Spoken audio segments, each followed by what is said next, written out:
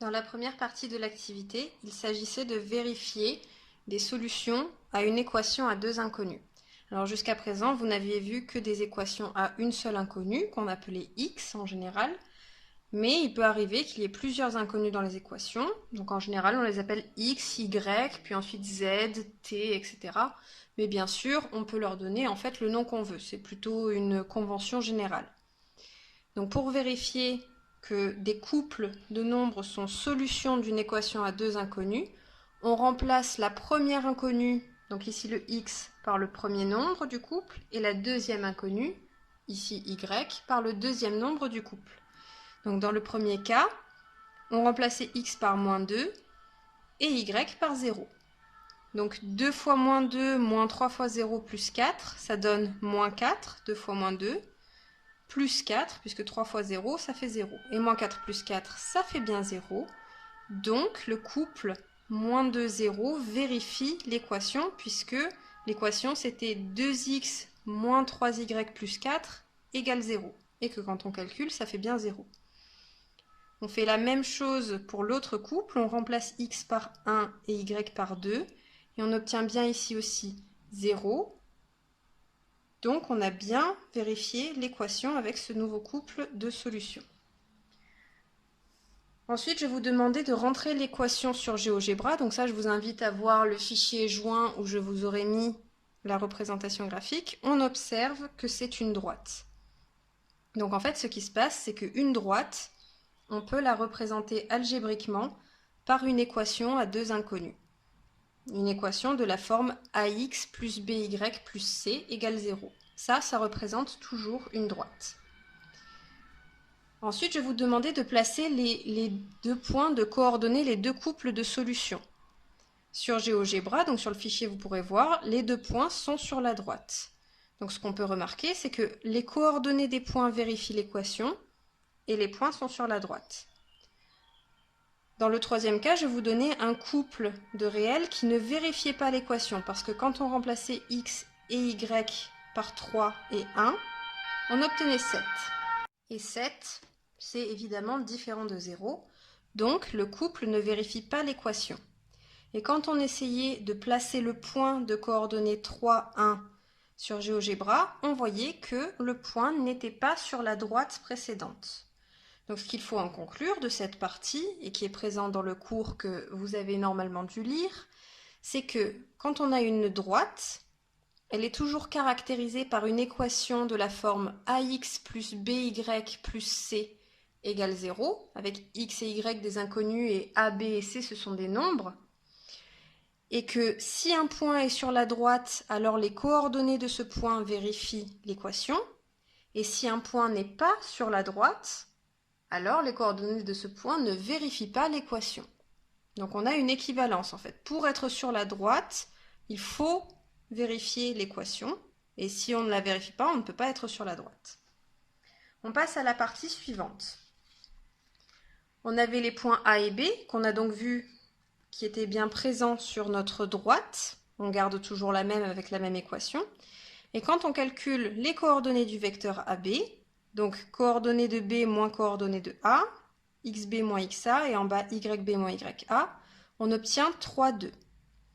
Ensuite, je vais vous donner deux autres points et je vais vous demander de vérifier si les coordonnées vérifient bien l'équation de la droite.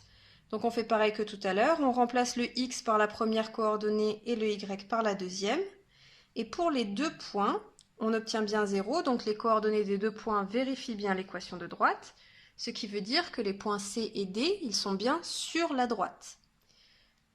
Je vais vous demander ensuite de calculer les coordonnées du vecteur CD, donc coordonnées de D moins coordonnées de C, xd moins xc et yd moins yc, et on obtenait 12, 8.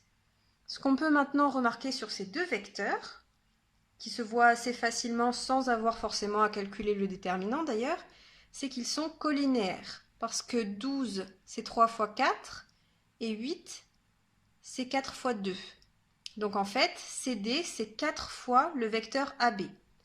Donc les deux vecteurs sont proportionnels, là, avec K, la constante c'est 4, donc ils sont collinéaires. Et ensuite, je vais vous donner le vecteur directeur de la droite, Et ce vecteur-là, il avait exactement les mêmes coordonnées que AB.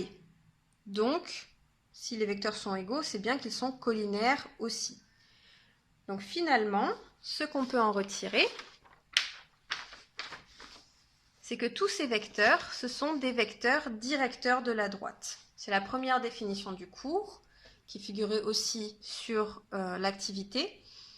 Un vecteur qui a pour direction une certaine droite, c'est un vecteur directeur de la droite. Donc là, tous les vecteurs, ils étaient sur la droite. Donc c'était bien des vecteurs de direction, cette droite. Donc ce sont des vecteurs directeurs. On passe à la troisième partie. Cette fois-ci, il s'agissait de manipuler donc l'équation de droite qui s'appelle ici une équation cartésienne. Quand on a la forme ax plus by plus c égale 0, c'est la forme cartésienne. Et en fait, on peut lui donner une autre forme que vous connaissez mieux, qui est la forme d'équation réduite, qui correspond à l'expression d'une fonction affine en fait. Donc pour ça, on cherchait à avoir y tout seul d'un côté, donc à isoler y. Donc première chose à faire, on va passer le plus 2x de l'autre côté. Donc on soustrait 2x des deux côtés. À gauche, il reste moins 3y plus 4. Et à droite, 0 moins 2x, ça fait moins 2x. Ensuite, on se débarrasse du plus 4. On fait une soustraction des deux côtés. On soustrait 4 des deux côtés. À gauche, il reste moins 3y. Et à droite, on a moins 2x moins 4. On veut isoler y, je le rappelle, ici on a une multiplication par moins 3, donc on va diviser les deux membres par moins 3. À gauche, il reste y, et à droite, je rappelle qu'on divise bien tout le membre, donc c'est moins 2x moins 4 qui est divisé par moins 3. C'est pas juste moins 2x, c'est pas juste moins 4, c'est vraiment tout qui est divisé par moins 3. Et ici, la fraction, on peut la simplifier parce que moins 2x moins 4 divisé par moins 3, c'est pareil que moins 2x divisé par moins 3, moins 4 divisé par moins 3. Et moins par moins, ça fait plus. Donc on obtient finalement y égale 2 tiers de x plus 4 tiers. Donc là, on a bien une équation de la forme y égale ax plus b, ou en l'occurrence, on va dire y égale mx plus p, parce que a et b, on les utilise déjà dans la forme pour l'équation cartésienne ax plus by plus c égale 0, et que ce ne sont pas les mêmes a et b qu'ici. Donc ces nombres, on va les appeler maintenant m et p. Donc on a bien y égale mx plus p, avec m c'est 2 tiers et p c'est 4 tiers. Et si on revient sur le cours sur les fonctions affines, on avait donné des noms à ces nombres. M c'est le coefficient directeur de la droite ou la pente de la droite, et p c'est l'ordonnée à l'origine. Donc si vous avez bien retenu votre cours, vous savez que p c'est le point sur l'axe des ordonnées où la droite coupe l'axe des ordonnées, et que m, il y a une super formule pour le calculer quand on connaît les coordonnées de deux points sur la droite. Ici, en l'occurrence, on pouvait prendre les points A et B, qui étaient bien sur la droite. Pour calculer m, il suffit de faire yb moins ya sur xb moins xa. Et ici, j'ai oublié de compléter, donc yb c'est 2, ya c'est 0, donc 2 moins 0 sur xb moins xa, xb c'est 1 et xa c'est moins 2. On n'oublie pas de mettre le moins 2 entre parenthèses. 2 moins 0 ça fait 2 et 1 moins 2 ça fait 1 plus 2 ça fait 3.